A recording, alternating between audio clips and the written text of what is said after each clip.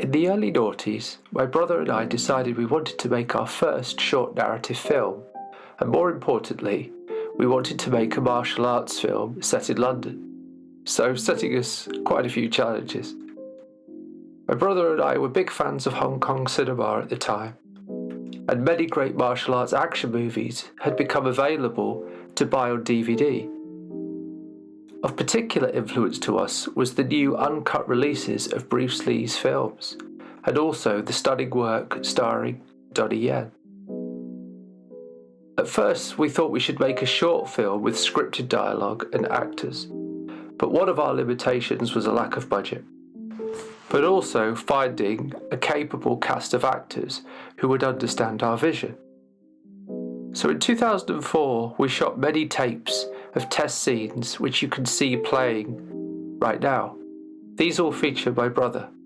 These tests were shot on a small Panasonic DV camera with limited dynamic range. So then I had the idea I could mount my anamorphic lens to my Sony DCR TRV 950E. The difference in picture quality between the two cameras was night and day. The Sony had 3 CCD chips, one for each colour in the RGB spectrum, and adding in the anamorphic lens gave yet another dimension to the picture quality, with what is known as perceived resolution. Because of the new wide aspect ratio, the digital resolution appeared even greater than it actually is to the human eye, which is the same as when you shoot anamorphic in film. There and then my brother and I knew that shooting in scope was the way to go.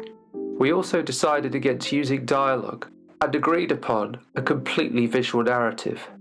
Visual storytelling being the very foundation of cinema, and one of the big differences between a series and a cinematic film. A series relies heavily on dialogue and exposition, whereas a film can swap pages of dialogue for nuanced visual storytelling. Lastly, it should be noted that my brother and I were the only 2 people on this production. We were both cast and crew.